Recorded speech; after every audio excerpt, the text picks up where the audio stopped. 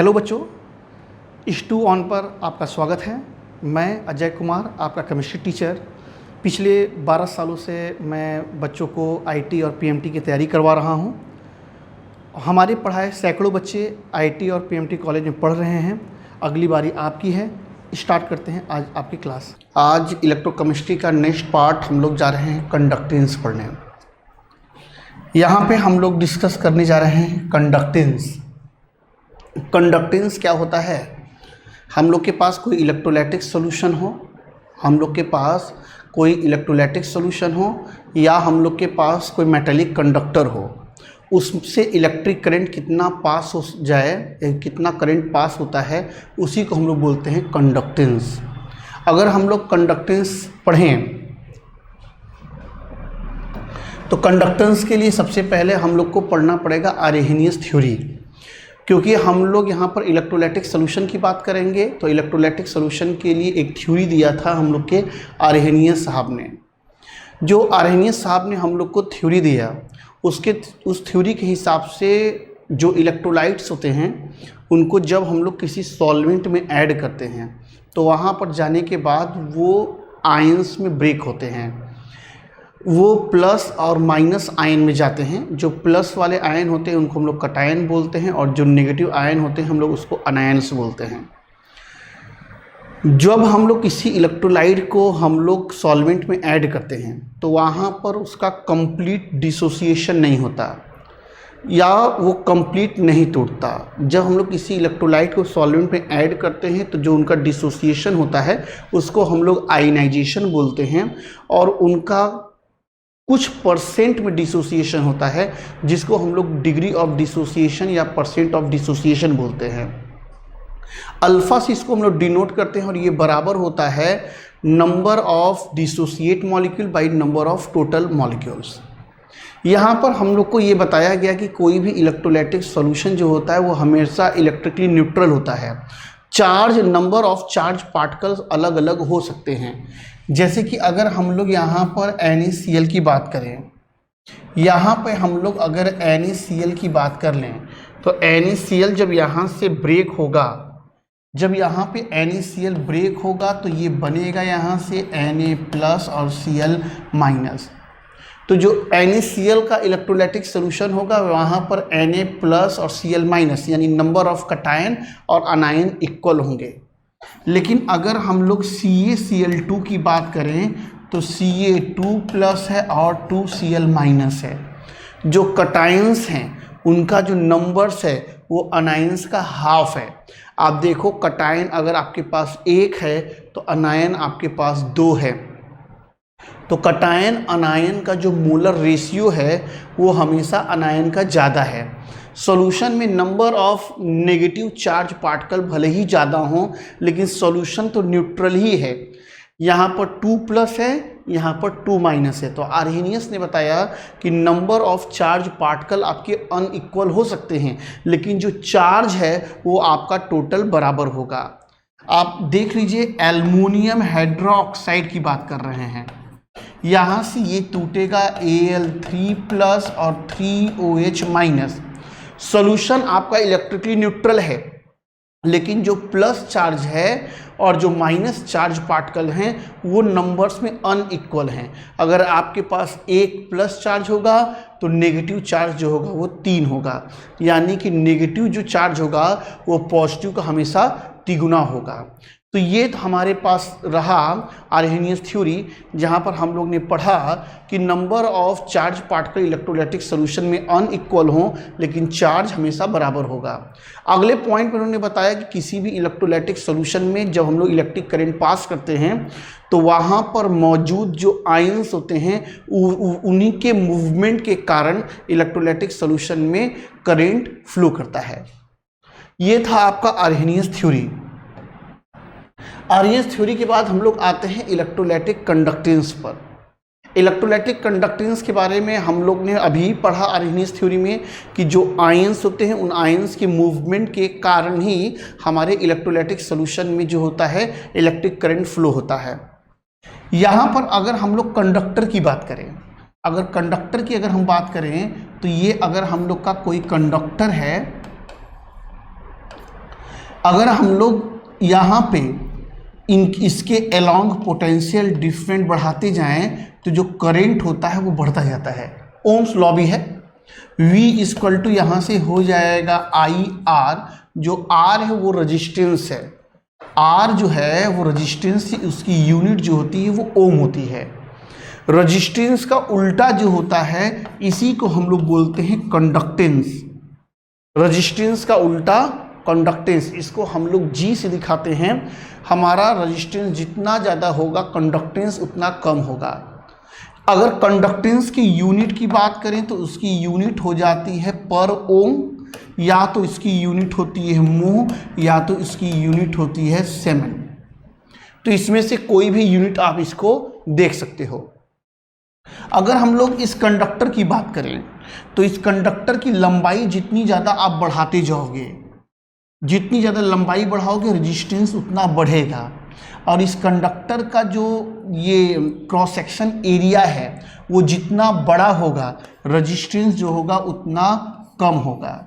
साथ में लेते हैं जो रेजिस्टेंस है वो प्रोपोर्शनल हो जाएगा L/A के, प्रोपोर्शनलिटी हटेगा यहाँ से, रो L/A आ जाएगा। यहाँ जो रो है वो रजिस्टिविटी है। आप ध्यान दो तो रेजिस्टेंस और रजिस्टिविटी एक दूसरे के डायरेक्टली प्रोपोर्शनल हैं। जितना ज़्यादा रेजिस्टेंस उतनी ज़्यादा हम लोग को रजिस्टिविटी मिलेगी। यहाँ से अगर हम लोग देखें तो रजिस्टिविटी जो होती है वो RA/L होगा, यानी इसकी जो यूनिट है वो ओम सेंटीमीटर हो जाएगा। जिस तरह से रेजिस्टेंस का उल्टा कंडक्टेंस है उसी तरह से रजिस्टिविटी का उल्टा जो है वो कंडक्टिविटी है। कंडक्टिविटी हम लोग कापा से दिखाते हैं जो कि 1/ρ होता है, जो कि 1/R L/A होता है। इस पूरे चैप्टर में या अभी हम लोग आगे जो भी चीज़ें पढ़ेंगे उसमें ये जो कापा है जिसको हम कंडक्टिविटी बोल रहे हैं, इसको कुछ किताबों में स्पेसिफिक कंडक्टेंस बोला है। पूरा का पूरा मामला हम लोग इसी पे पढ़ेंगे। तो यहाँ से अगर आप देखो तो 1/R को हम लोग यहाँ पर कंडक्टेंस लिख सकते हैं और L/A को हम लोग इलेक्ट्रोलाइटिक सॉल्यूशन के केस में हम लोग इसको सेल कांस्टेंट भी बोलते हैं। यहाँ से अगर हम लोग इस कापा की बात करें तो इस कापा का मतलब क्या है। हमारे पास कोई इलेक्ट्रोलाइटिक सॉल्यूशन है, इस इलेक्ट्रोलाइटिक सॉल्यूशन में अगर हम लोग कापा की बात करें, ये कापा क्या है तो इलेक्ट्रोलाइटिक सॉल्यूशन में इस कापा का मतलब ये है कि किसी इलेक्ट्रोलाइटिक सॉल्यूशन में जो आयंस हैं उन आयंस के मूवमेंट के कारण पर यूनिट वैल्यूम में जो कंडक्टेंस डेवलप होता है उसी को हम लोग बोलते हैं स्पेसिफिक कंडक्टेंस या कंडक्टिविटी।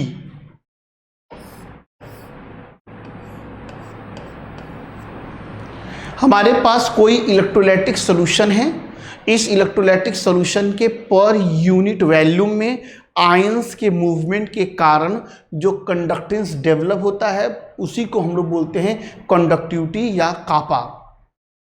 हमारे पास मान लेते हैं कोई वीक इलेक्ट्रोलाइट है, हम लोग वीक इलेक्ट्रोलाइट को डाइल्यूट करेंगे। हम लोग जानते हैं ऑस्टवर्ड डाइल्यूशन लॉ, अगर हम लोग किसी वीक इलेक्ट्रोलाइट को डाइल्यूट करेंगे तो डाइल्यूशन में उनका डिसोसिएशन बढ़ता है, डाइल्यूशन में डिग्री ऑफ डिसोसिएशन इंक्रीज होता है। तो अगर डाइल्यूशन में डिग्री ऑफ डिसोसिएशन इंक्रीज कर रहा है तो सॉल्यूशन में आयंस की संख्या बढ़ेगी। लेकिन सॉल्यूशन में अगर आयंस की संख्या बढ़ेगी तो भाई कापा की वैल्यू भी बढ़नी चाहिए, क्योंकि सॉल्यूशन के पर यूनिट वैल्यू में अगर आयन की संख्या बढ़ेगी तो कंडक्टिविटी भी बढ़नी चाहिए। लेकिन यहाँ पर ऐसा होता नहीं है। अगर हम लोग कोई वीक इलेक्ट्रोलाइट लेते हैं तो वीक इलेक्ट्रोलाइट को डाइल्यूट करते हैं तो उनका डिसोसिएशन बढ़ता है, नो डाउट। सॉल्यूशन में आयंस बढ़ा, सॉल्यूशन में करेंट कैरिंग पार्टिकल्स की संख्या बढ़ी, कंडक्टेंस बढ़ना चाहिए, कंडक्टिविटी जो है बढ़ना चाहिए। लेकिन होता क्या है, जितनी तेज़ी से हमारे आयंस की संख्या बढ़ते हैं उससे ज़्यादा तेज़ी से सॉल्यूशन का वैल्यूम बढ़ जाता है। अगर हम लोग वीक इलेक्ट्रोलाइट की बात कर रहे हैं, वीक इलेक्ट्रोलाइट अगर हम डाइल्यूट कर रहे हैं तो सॉल्यूशन में वीक इलेक्ट्रोलाइट का डिसोसिएशन बढ़ता है, जिसके कारण सॉल्यूशन में नंबर ऑफ आयंस बढ़ जाते हैं। लेकिन जितनी तेजी से आयंस बढ़ते हैं उससे ज़्यादा तेजी से वॉल्यूम बढ़ता है, जिसके कारण रिजल्ट में होता क्या है फाइनली कि पर यूनिट वॉल्यूम आयंस की संख्या घटती है। इसका मतलब है कि वीक इलेक्ट्रोलाइट के केस में अगर हम लोग सॉल्यूशन का डाइल्यूशन करते हैं तो कंडक्टिविटी की वैल्यू जो होती है वो घट जाती है। अब आता है स्ट्रॉन्ग इलेक्ट्रोलाइट की बात। अगर हम लोग स्ट्रॉन्ग इलेक्ट्रोलाइट लेते हैं, उसका डाइल्यूशन करते हैं, तो स्ट्रॉन्ग इलेक्ट्रोलाइट के डाइल्यूशन में भाई डिग्री ऑफ डिसोसिएशन तो बढ़ना नहीं है, क्योंकि स्ट्रॉन्ग इलेक्ट्रोलाइट है वो किसी भी डाइल्यूशन पे लगभग 100% टूट चुका है। तो आपके डाइल्यूशन में सॉल्यूशन में आयंस की संख्या पे depend, number of ions very नहीं करेगा, लेकिन आपके डाइल्यूशन के कारण सॉल्यूशन का वॉल्यूम बढ़ता जाएगा। जब सॉल्यूशन का वॉल्यूम बढ़ता जाएगा लेकिन उनका डिग्री ऑफ डिसोसिएशन तो नहीं टूटेगा, सॉरी डिग्री ऑफ डिसोसिएशन तो बढ़ेगा नहीं, तो सॉल्यूशन में आयंस की संख्या तो फिक्स है लेकिन वॉल्यूम बढ़ रहा है, जिसके कारण से कंडक्टिविटी यानी स्पेसिफिक कंडक्टेंस की वैल्यू घटेगी। ओवरऑल अगर आप समझो, मान लो जेईई मेंस और नीट के क्वेश्चन में आएगा कि स्ट्रॉन्ग इलेक्ट्रोलाइट वीक इलेक्ट्रोलाइट के केस में क्या क्या हो रहा है, तो आप ये याद रखो, चाहे वीक इलेक्ट्रोलाइट हो चाहे स्ट्रॉन्ग इलेक्ट्रोलाइट हो, अगर हम लोग इसको डाइल्यूट करेंगे तो जो स्पेसिफिक कंडक्टेंस है, जो कंडक्टिविटी है, जो कापा है, इसकी वैल्यू घटती है। आप लोग याद रखो, चाहे स्ट्रॉन्ग इलेक्ट्रोलाइट हो चाहे वीक इलेक्ट्रोलाइट हो, हम डाइल्यूट करेंगे तो डाइल्यूशन में कापा की वैल्यू घटेगी, चाहे स्ट्रॉन्ग इलेक्ट्रोलाइट हो चाहे वीक इलेक्ट्रोलाइट हो। आगे चल रहा हूं, आगे हम लोग यहां पे पढ़ेंगे मोलर कंडक्टेंस। अब मामला ये आता है कि ये मोलर कंडक्टेंस क्या है। एक मोल सल्यूट के द्वारा 1 मोल इलेक्ट्रोलाइट के द्वारा जो कंडक्टेंस डेवलप हो जाता है उसी को हम लोग बोलते हैं मोलर कंडक्टेंस। यहाँ पर हमारे पास कोई इलेक्ट्रोलाइटिक सॉल्यूशन है और हम लोग ने इसमें इलेक्ट्रोड वगैरह लगा दिया है और इस सॉल्यूशन में 1 मोल सल्यूट है, तो यहाँ पर 1 मोल सल्यूट के द्वारा जो कंडक्टेंस डेवलप होगा उसी को हम लोग बोलते हैं मोलर कंडक्टेंस। मोलर कंडक्टेंस कुछ हम लोग इस तरह से दिखाते हैं। तो अब क्या है कि हम लोग को इस सॉल्यूशन का मोलर कंडक्टेंस पता करना है, तो इसका मोलर कंडक्टेंस कैसे पता करें। अगर हम लोग को इस इलेक्ट्रोलाइटिक सॉल्यूशन का, हम लोग को इस इलेक्ट्रोलाइटिक सॉल्यूशन का एक यूनिट वॉल्यूम, इस सॉल्यूशन के एक यूनिट वॉल्यूम का कंडक्टेंस अगर पता चल जाए और उससे हम लोग इस पूरे सॉल्यूशन के वॉल्यूम का मल्टीप्लाई कर दें तो इन मोलर कंडक्टेंस पता चल जाएगा। जैसे हमारे पास ये एक पेन है, इस पेन की कीमत हमें पता चल जाए तो अगर हम लोग के पास 1000 पेन होगा तो उसकी भी कीमत हम लोग फाइंड कर लेंगे, 1000 का मल्टीप्लाई कर देंगे। इसी तरह से अगर हमारे पास ये इलेक्ट्रोलाइटिक सॉल्यूशन है और इस इलेक्ट्रोलाइटिक सॉल्यूशन के यूनिट वॉल्यूम का कंडक्टेंस हमें पता है, तो अब हम लोग उसमें उस वॉल्यूम का मल्टीप्लाई कर दें जिसमें कि 1 मोल सल्यूट है। जो ये V है, V वो वॉल्यूम है जिसमें कि 1 मोल सल्यूट प्रेजेंस है। तो यहाँ पर अगर हम लोग टोटल वॉल्यूम का मल्टीप्लाई यूनिट वॉल्यूम के कंडक्टेंस से मल्टीप्लाई कर दें तो हम लोग को पूरे सॉल्यूशन का कंडक्टेंस पता चल जाएगा। तो यहाँ पर जो ये मोलर कंडक्टेंस है, ये कापा इंटू वो वॉल्यूम है जिसमें कि 1 मोल सल्यूट प्रेजेंस है। हमारे पास एक सॉल्यूशन आया जिसका कंसंट्रेशन 0.1 कैपिटल M है। इस 0.1 कैपिटल M के लिए हम लोग को ये वॉल्यूम पता करना है। हम लोग मान लो अगर सॉल्यूशन का कंसंट्रेशन 0.1 हो तो ऐसे कंडीशन में वॉल्यूम क्या पुट करेंगे आप। अगर ये यहाँ पर 0.1 कैपिटल M है, इसका मतलब 0.1 मोल जो सल्यूट है वो 1 लीटर यानी कि 1000 ml सॉल्यूशन में है। Number of mole solute presence in per litre solution, तो यानी कि इतना मोल इतने में है। तो अगर 1 मोल हम लोग को सॉल्यूट चाहिए तो उसके लिए हम लोग को इतनी वॉल्यूम चाहिए, यानी कि हम लोग जो यहाँ पर वॉल्यूम पुट करेंगे वो लगभग हम लोग 10,000 ml पुट करेंगे। तो ये जो वॉल्यूम होगा वो हम लोग का 10,000 ml होगा। तो यहाँ पे हम लोग का ये वो वॉल्यूम है जिसमें कि 1 मोल सॉल्यूट आते हैं। बुक की बात करें, जब आप न्यूमेरिकल बनाओगे तो इसको अलग फॉर्म में भी आप लोग फॉर्मूले को देखोगे। Molarity equal to number of mole solute by volume of solution litre. यहां पर मोलरिटी कंसंट्रेशन हम 1 मान लेते हैं, सॉरी C मान लेते हैं कंसंट्रेशन को। नंबर ऑफ मोल सॉल्यूट आपका 1 है, वॉल्यूम हम लोग का V है ml में, उसको हमने बदल दिया है लीटर में। तो वॉल्यूम जो हो जाएगा वो आपका 1000 बाई कंसंट्रेशन हो जाएगा।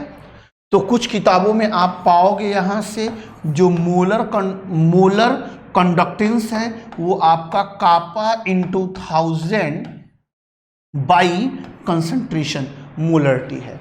अगर आप चाहो तो डायरेक्ट इस वॉल्यूम से काम हो जाएगा।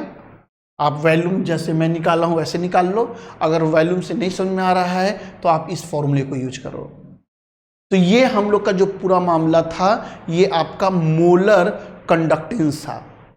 इसी तरह से अगला हमारे पास है इक्विवेलेंट कंडक्टेंस। इक्विवेलेंट कंडक्टेंस क्या है? एक ग्राम इक्विवेलेंट सॉल्यूट के द्वारा जो कंडक्टेंस डेवलप हो उसको हम लोग बोलते हैं इक्विवेलेंट कंडक्टेंस। जैसे हमारे पास यहां पर एक सॉल्यूशन है,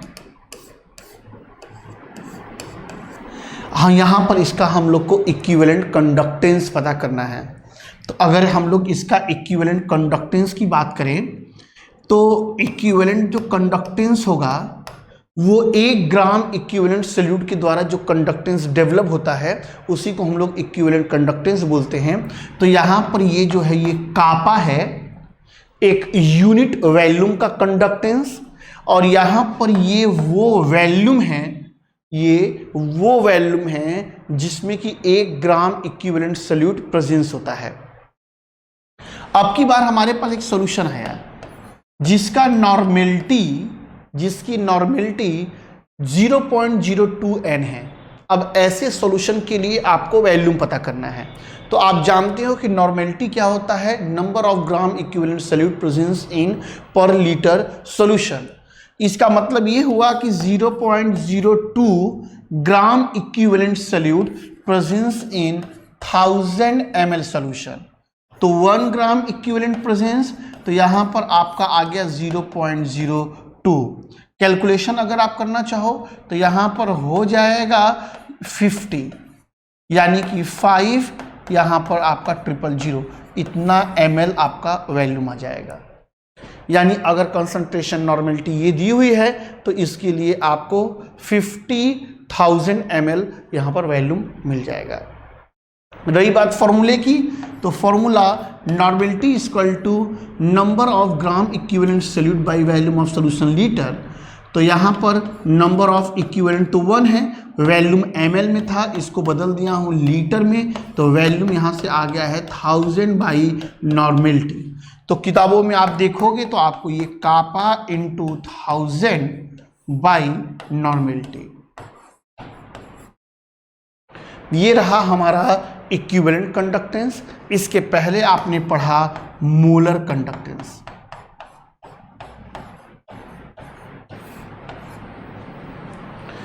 ये जो है इक्विवेलेंट कंडक्टेंस, 1 ग्राम इक्विवेलेंट सॉल्यूट के द्वारा जो कंडक्टेंस डेवलप हुआ वो आपका इक्विवेलेंट कंडक्टेंस है। ये जो है मोलर कंडक्टेंस, 1 मोल सॉल्यूट के द्वारा जो कंडक्टेंस डेवलप हुआ ये आपका है मोलर कंडक्टेंस। तो ये ग्राम इक्विवेलेंट ये इक्विवेलेंट कंडक्टेंस और ये आपका मोलर कंडक्टेंस। अगर हम लोग किसी सॉल्यूशन को लेते हैं, कोई वीक इलेक्ट्रोलाइट या स्ट्रॉन्ग इलेक्ट्रोलाइट लेते हैं और हम लोग उसका डाइल्यूशन करते हैं, तो डाइल्यूशन पे क्या इफेक्ट पड़ेगा आपका मोलर और इक्विवेलेंट पर। तो अगर हम लोग मोलर कंडक्टेंस की बात करें और एक वीक इलेक्ट्रोलाइट ले लें और अगर हम लोग उसको डाइल्यूट करें, तो डाइल्यूशन के दौरान वो जो इलेक्ट्रोलाइट है वीक इलेक्ट्रोलाइट वो ब्रेक होगा, सॉल्यूशन में नंबर ऑफ आयंस इंक्रीज करेंगे। थोड़ा सा इंपॉर्टेंट है, कहानी टाइप की चीज़ है, उसको सुनना है और याद कर लेना है। हमारे पास कोई वीक इलेक्ट्रोलाइट है और हम उसको डाइल्यूट कर रहे हैं। डाइल्यूशन में वीक इलेक्ट्रोलाइट का डिग्री ऑफ डिसोसिएशन जो है वो इंक्रीज करेगा। जब degree of dissociation weak electrolyte का इंक्रीज करेगा तो सॉल्यूशन में नंबर ऑफ आयंस की संख्या बढ़ेगी, जिसके कारण से मोलर कंडक्टेंस और इक्विवेलेंट कंडक्टेंस दोनों की वैल्यू बढ़ती है। हमारे पास कोई एक वीक इलेक्ट्रोलाइट था, हम उसको डाइल्यूट कर रहे हैं, डाइल्यूशन में इक्विवेलेंट कंडक्टेंस और मोलर कंडक्टेंस दोनों की वैल्यू बढ़ रही है। कारण ये है कि डाइल्यूशन में नंबर ऑफ आयंस इंक्रीज कर रहे हैं, वीक इलेक्ट्रोलाइट के केस में डिग्री ऑफ डिसोसिएशन इंक्रीज कर रहा है, जो वीक इलेक्ट्रोलाइट है वो ज़्यादा डिसोसिएट कर रहा है, जिससे नंबर ऑफ आयन सॉल्यूशन में इंक्रीज कर रहे हैं, जिसके कारण से इक्विवेलेंट कंडक्टेंस और मोलर कंडक्टेंस इंक्रीज कर रहा है। अगर स्ट्रॉन्ग इलेक्ट्रोलाइट की बात करें तो स्ट्रॉन्ग इलेक्ट्रोलाइट के केस में क्या होगा, जब हम लोग उसको डाइल्यूट करेंगे तो उनका डिग्री ऑफ डिसोसिएशन नहीं बढ़ेगा, क्योंकि वो ऑलरेडी 100% टूट चुके हैं, तो अब वापस से तो वो टूटेंगे नहीं, लेकिन हमारे डाइल्यूशन करने के कारण से आयंस के बीच में सेपरेशन हो जाता है, आयंस एक दूसरे से दूर दूर होते हैं, जिसके कारण से उनके बीच में अट्रैक्शन या रिपल्सन कम होता है, जिसके कारण से उनकी मूवेबिलिटी बढ़ जाती है, सॉल्यूशन में उनका मूवमेंट बढ़ जाता है, मूवमेंट उनका आसान हो जाता है, जिससे कि उनका मोलर कंडक्टेंस और इक्विवेलेंट कंडक्टेंस की वैल्यू बढ़ती है। फिर से सुन लो, चाहे स्ट्रॉन्ग इलेक्ट्रोलाइट हो चाहे वीक इलेक्ट्रोलाइट हो, जब हम लोग उनको डाइल्यूट करेंगे तो डाइल्यूशन के दौरान में इक्विवेलेंट कंडक्टेंस और मोलर कंडक्टेंस दोनों की वैल्यू इंक्रीज करती है। वीक इलेक्ट्रोलाइट के केस में नंबर ऑफ आयंस आने से नंबर ऑफ आयन बढ़ने के कारण से इंक्रीज होता है, और स्ट्रॉन्ग इलेक्ट्रोलाइट के केस में इंक्रीज होता है, सेपरेशन चार्ज के बीच में बढ़ जाता है, जिससे कि इजीली मूवेबिलिटी बढ़ती है, जिसके कारण से इक्विवेलेंट कंडक्टेंस और आपका मोलर कंडक्टेंस इंक्रीज करता है। कोई समस्या आप लोग को यहाँ पर? तो ये हम लोग के पास रहा इक्विवेलेंट कंडक्टेंस और मोलर कंडक्टेंस। इस पे 2 क्वेश्चन बनाइए। आपको ये मैं क्वेश्चन दिया हूँ, क्वेश्चन आपको दिख रहा होगा, इसको पढ़िए और बनाइए। 1 मिनट का समय दिया, जल्दी।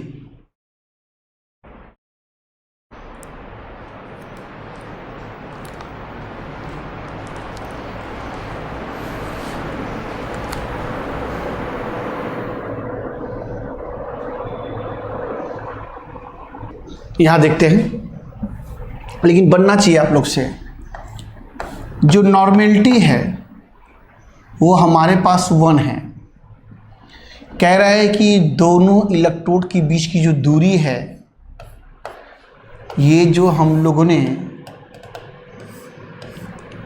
अरेंजमेंट किया है, इन दोनों इलेक्ट्रोड के बीच की जो दूरी है वो L है, वो हमारे पास 2.1 सेंटीमीटर है।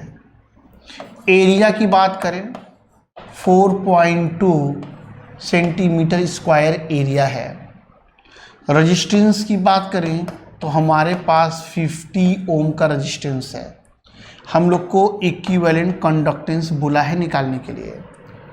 सबसे पहले हम लोग यहाँ से कापा निकालते हैं, कापा यानी स्पेसिफिक कंडक्टेंस।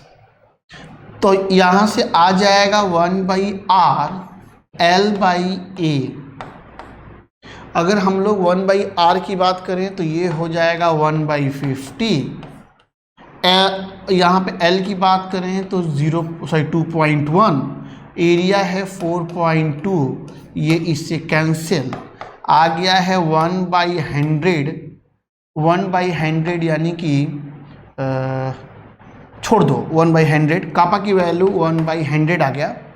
रही बात इक्विवेलेंट कंडक्टेंस की, तो इक्विवेलेंट कंडक्टेंस तो होता है कापा इंटू 1000 बाई नॉर्मेलिटी। तो कापा की बात करें तो 1/100 है, और आपके वैल्यूम 1000 था,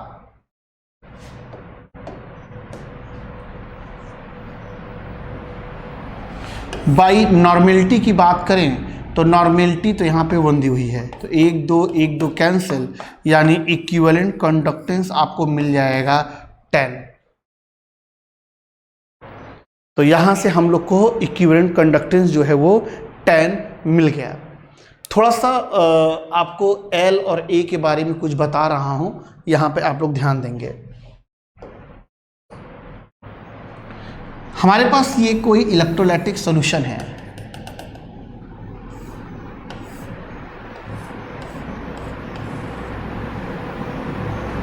अगर हम लोग L/A की बात करें, जैसे कि कापा के लिए हम लोग 1/R L/A की वैल्यू पढ़ रहे थे। अगर यहाँ पे इस L की बात करें तो L के लिए मैंने बताया कि भाई इन दोनों इलेक्ट्रोड के बीच की दूरी ले लो। इलेक्ट्रोड के बीच में जितना दूरी होगा हम लोग L निकाल लेंगे। एरिया की बात अगर मैं करूं, हमारे पास ये कोई इलेक्ट्रोड है, ये इलेक्ट्रोड हम लोग इलेक्ट्रोलाइटिक सॉल्यूशन में ऐड किए हैं। इस इलेक्ट्रोड का क्या एरिया है उससे हमें फर्क नहीं पड़ता। इस इलेक्ट्रोड का कितना एरिया सॉल्यूशन में डिसॉल्व है, हम लोग केवल उसकी बात करेंगे। यहाँ पर हमारा जो ये एरिया ए है, वो एरिया वो क्रॉस सेक्शन एरिया है इलेक्ट्रोड का जो कि इलेक्ट्रोलाइटिक सॉल्यूशन में डिसॉल्व है। यहाँ पर एरिया इलेक्ट्रोड का वो एरिया है जो कि इलेक्ट्रोलाइटिक सॉल्यूशन में डिसॉल्व है। मान लेते हैं आपके पास कोई इलेक्ट्रोड है जिसका टोटल एरिया 5 सेंटीमीटर स्क्वायर है और बोलता है कि वो 80% सॉल्यूशन में डिसॉल्व है। तो आप जो एरिया लोगे वो 5 नहीं लोगे सर, वो आप 4 लोगे, क्योंकि 5 सेंटीमीटर स्क्वायर का 80% लोगे तो आपको यहाँ पे 4 सेंटीमीटर स्क्वायर एरिया मिलेगा। तो आपको एरिया लेते समय ध्यान रखना है, इलेक्ट्रोड का टोटल एरिया नहीं लेना है, इलेक्ट्रोड का वो एरिया लेना है जो कि सॉल्यूशन के अंदर डिसॉल्व है। दूसरा, कभी आपके पास ऐसा कंडीशन आ जाए, एक इलेक्ट्रोड ये, एक इलेक्ट्रोड ये,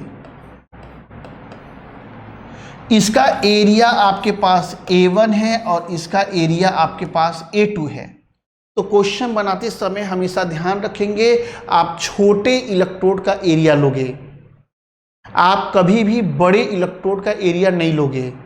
आपके पास 2 अनइक्वल एरिया के इलेक्ट्रोड हैं तो आप हमेशा छोटे वाले इलेक्ट्रोड का एरिया लोगे, बड़े वाले इलेक्ट्रोड का एरिया आपको नहीं लेना है। तो ये रहा एरिया और इलेक्ट्रोड के बीच के डिस्टेंस का मामला।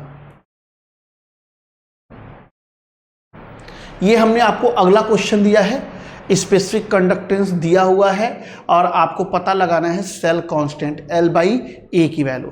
पता करें इसकी वैल्यू।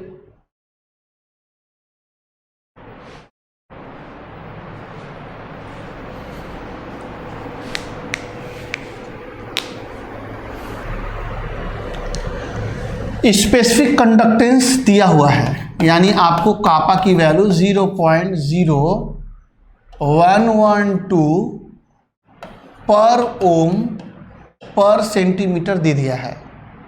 सॉल्यूशन बोल रहा है डेसी नॉर्मल, तो डेसी नॉर्मल से हम लोग को कोई दिक्कत नहीं है, नॉर्मलिटी 0.1 बोल रहा है। बोल रहा है कि जो रेजिस्टेंस है, the resistance of a cell containing solution is found to be 56। तो रेजिस्टेंस आपको 56 दिया है और आपको बोल रहा है कि L/A सेल कांस्टेंट की वैल्यू पता लगाने को।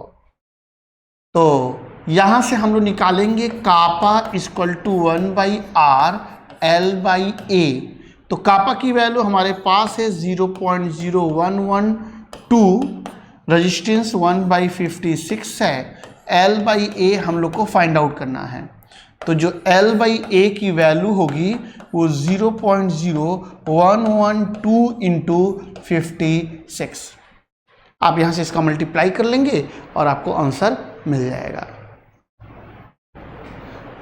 इसको नोट कर लीजिए सर, अगर कहीं कोई दिक्कत है तो पूछिए हमसे। अभी सबसे आसान क्वेश्चन नहीं हो सकता भाई, सबसे आसान क्वेश्चन है ये सब। चलिए आगे बढ़ते हैं। कोहराउट्स लॉ है। बीच में एक टॉपिक और है, किसी इलेक्ट्रोलाइटिक सेल का आपको रेजिस्टेंस पता करना है।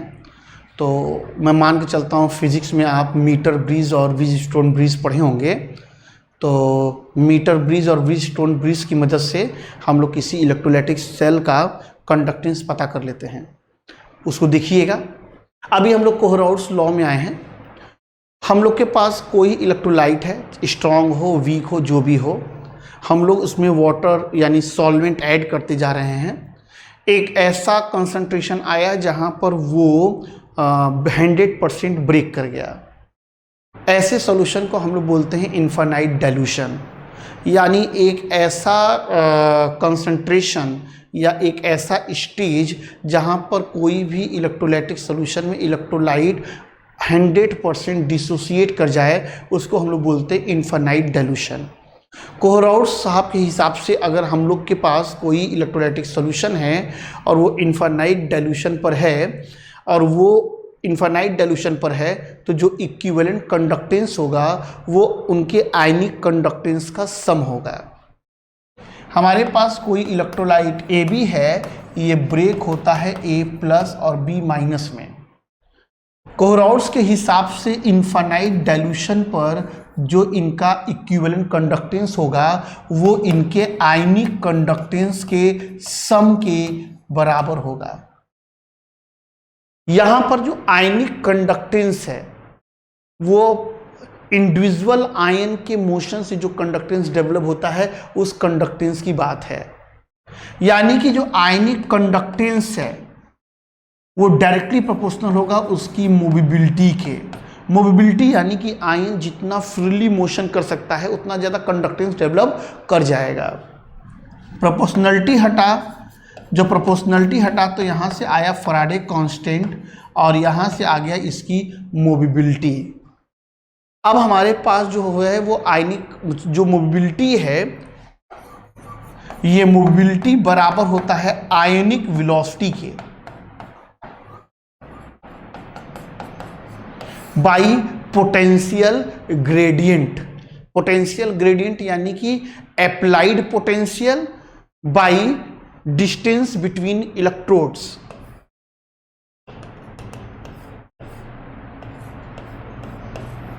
यहां से कितना पोटेंशियल आप अप्लाई करते हो और ये जो L है दोनों इलेक्ट्रोड के बीच की वो दूरी। तो यहां पर पोटेंशियल ग्रेडियंट यानी V applied potential by L। तो यहाँ से ये आपका आ गया मोबिलिटी ऑफ आयन। अनायन के लिए भी आप यही समझोगे। अनायन आपका जो कंडक्टेंस होगा वो डायरेक्टली प्रोपोर्शनल होगा इनके मोबिलिटी के। प्रोपोर्शनलिटी हटेगा यहाँ से, फैराडे कांस्टेंट और मोबिलिटी ऑफ अनायन आ जाएगा।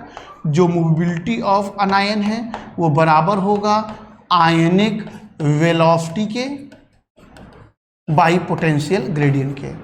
इनफाइनाइट डाइल्यूशन मीन्स कोई कुछ ऐसा नहीं है। इनफाइनाइट मतलब यहाँ पर सीधा मतलब आप समझो कि वो एक ऐसा डाइल्यूशन है जहाँ पर इलेक्ट्रोलाइट 100% ब्रेक हो गया है। ज़्यादा आपको नहीं समझना है, सिंपल समझे। इनफाइनाइट डाइल्यूशन का मतलब यही होगा कि वो पूरी तरह से टूट गया है, पूरी तरह से ब्रेक हो गया है, खत्म मामला। इनके अलावा, इन फॉर्मूले के अलावा एक और है। वीक इलेक्ट्रोलाइट का जो डिग्री ऑफ डिसोसिएशन है, वीक इलेक्ट्रोलाइट का जो डिग्री ऑफ डिसोसिएशन है वो बराबर होता है इलेक्ट्रोलाइट का कंडक्टेंस किसी भी डाइल्यूशन पर by equivalent conductance eight infinite dilution. इस पर आपको क्वेश्चन आ सकता है कि भाई कोई सॉल्यूशन है जिसका ये कंसंट्रेशन है और उस कंसंट्रेशन पर उसका कंडक्टेंस इतना दिया है, इक्विवेलेंट कंडक्टेंस, और इनफाइनाइट डाइल्यूशन पर उसका इक्विवेलेंट कंडक्टेंस इतना है। तो आप उस वीक इलेक्ट्रोलाइट का डिग्री ऑफ डिसोसिएशन बताइए। तो ये रहा उसका degree of dissociation. Degree of dissociation और डिसोसिएशन कांस्टेंट में अंतर है। अगर आपको डिग्री ऑफ डिसोसिएशन पूछता है और डिसोसिएशन कांस्टेंट, तो ये दोनों बिल्कुल अलग अलग चीजें हैं।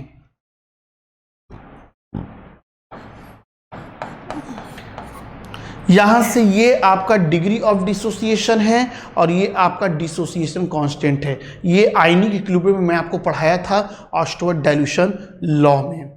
तो ये सारी चीज़ें हैं कोहराउट्स लॉ की, जिसको आपको बहुत अच्छे से याद करना पड़ेगा।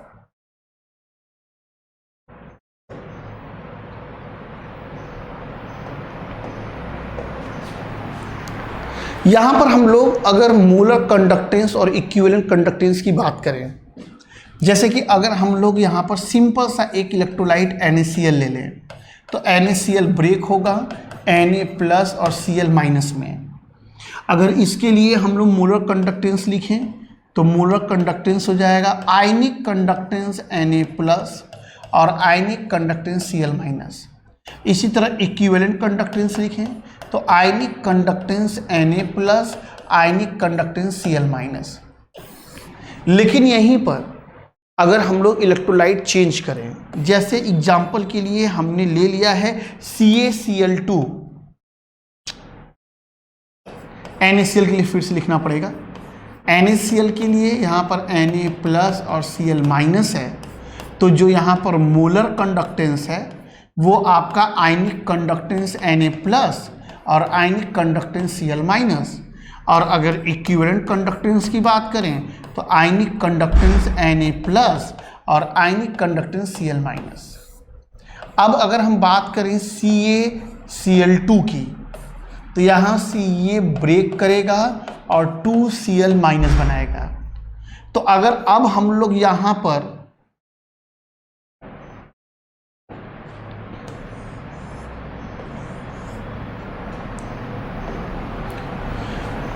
ये है मोलर कंडक्टेंस और ये है इक्विवेलेंट कंडक्टेंस। अब यहाँ पर अगर हम लोग इसका मोलर कंडक्टेंस लिखते हैं तो मोलर कंडक्टेंस हो जाएगा आपका ionic conductance Ca2+ 2 time ionic conductance Cl-। लेकिन अगर हम लोग यहाँ से इक्विवेलेंट कंडक्टेंस की बात करें तो ये हो जाएगा ionic conductance Ca2+/2 plus ionic conductance of Cl-।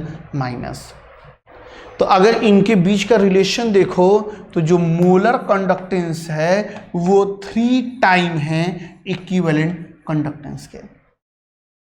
जो मोलर कंडक्टेंस है वो 3 टाइम है आपके इक्विवेलेंट कंडक्टेंस के। एक सॉल्ट मैं आपको दे रहा हूं, जैसे मैं रिलेशन निकाल रहा हूं वैसे निकाल के आपको बताना है। सॉल्ट आपके पास है एल्युमिनियम सल्फेट। 2 मिनट का समय दिया, मोलर कंडक्टेंस और इक्विवेलेंट कंडक्टेंस का रिलेशन बताइए जल्दी। एक भी आंसर नहीं आया। चलो यहां से हम लोग इसकी बात करते हैं। Al2 है और SO4 का थ्राइस है, ब्रेक होगा 2Al3 प्लस 3SO4 2-।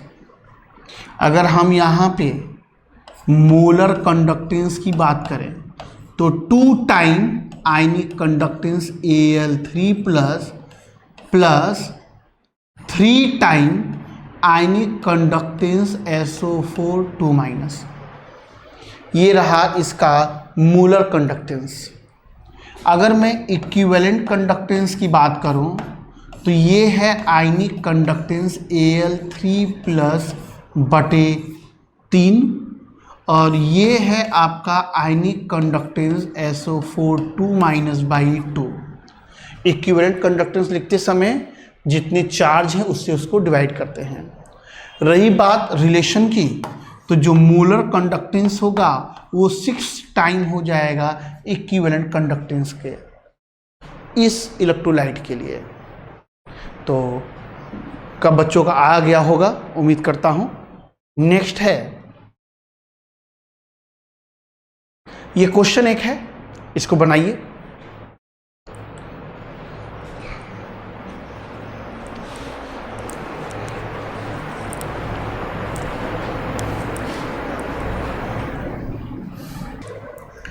कह रहा है कि हम लोग को NaCl, HCl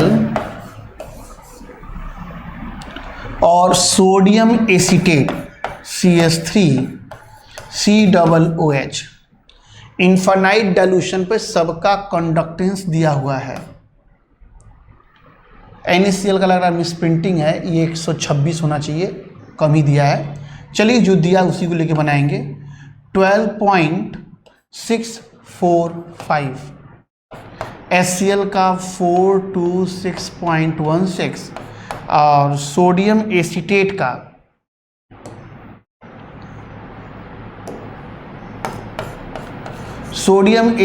का 91 है। ये मिसप्रिंटिंग है, यहाँ पर 126.45 होना चाहिए, लेकिन मैं चेंज नहीं कर रहा हूँ, जैसा है क्वेश्चन वैसा मैं रख दे रहा हूँ। हम लोग से बोला है कि आप पता करो कंडक्टेंस एसिटिक एसिड का, हम लोग को एसिटिक एसिड का पता करना है। इतनी चीज़ें दी हुई हैं और हम लोग को एसिटिक एसिड का फाइंड आउट करना है। हम लोग यहाँ पर आए, यहाँ पर हम लोगों ने एसिटिक एसिड लिखा। इस एसिटिक एसिड के लिए एसीटेट आयन कहाँ से मिलेगा? तो एसिटिक एसिड में जो एसीटेट आयन है वो हम लोग को सोडियम एसीटेट से मिलेगा। तो सबसे पहले सोडियम एसीटेट रखा। एसिटिक एसिड में H+ कम पड़ रहा है, वो H कौन देगा? वो HCl दे देगा। हमारे एसिटिक एसिड में एसीटेट आयन और H+ चाहिए। एसीटेट आयन सोडियम एसीटेट दे दिया और HCl हमको H दे दिया, मतलब जो चाहिए वो हमें मिल गया। कुछ चीज़ें एक्स्ट्रा आ गई हैं, वो निकलेगा कैसे? जैसे सोडियम एसीटेट में हमको सोडियम की ज़रूरत नहीं था, मिल गया, लेकिन HCl में हमको क्लोरीन की ज़रूरत नहीं है, लेकिन आ गया है।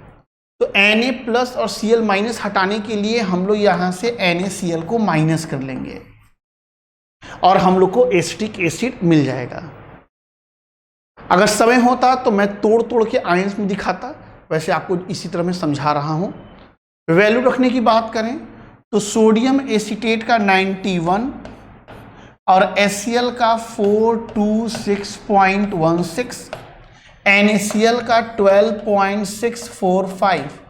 आप इसको कैलकुलेट कर लोगे, आपको एसिटिक एसिड का मामला मिल जाएगा। नेक्स्ट क्वेश्चन आपके पास ये है, इसको बनाइए।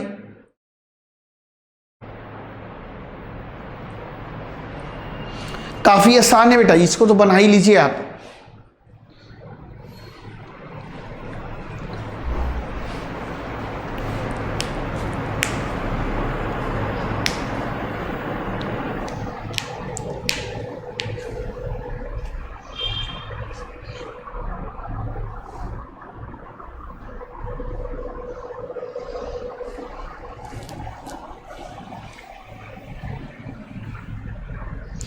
जल्दी करो भाई, इससे आसान कुछ नहीं हो सकता।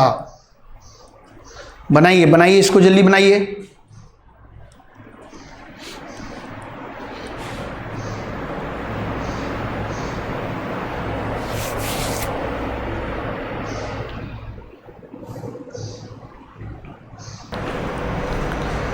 अभी मैंने बताया कि डिग्री ऑफ डिसोसिएशन जो है, conductance at any dilution, equivalent conductance at any dilution by equivalent conductance eight infinite dilution.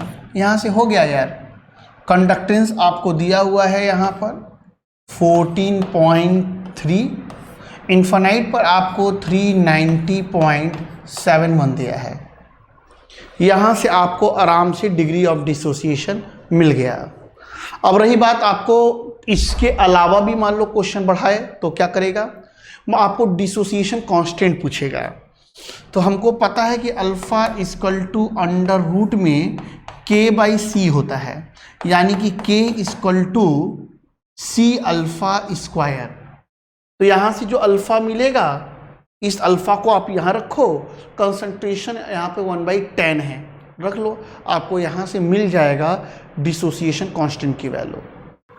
आपके पास ये नेक्स्ट क्वेश्चन है, इसको ट्राई करिए जल्दी से।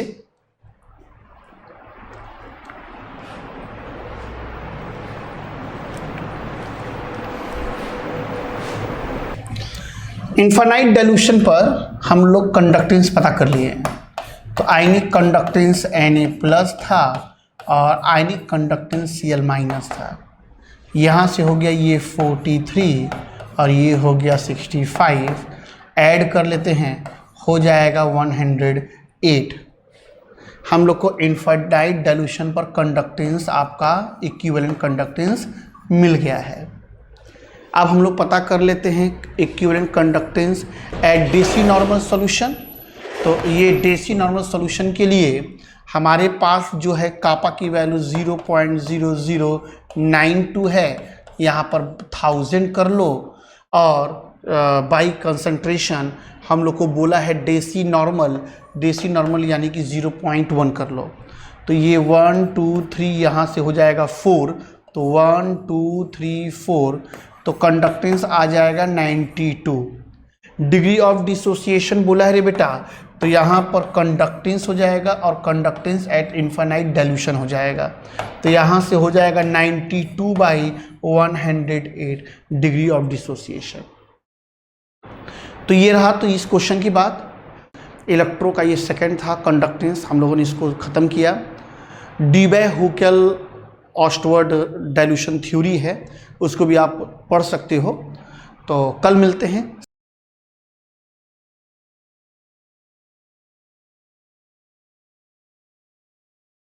बने रहिए।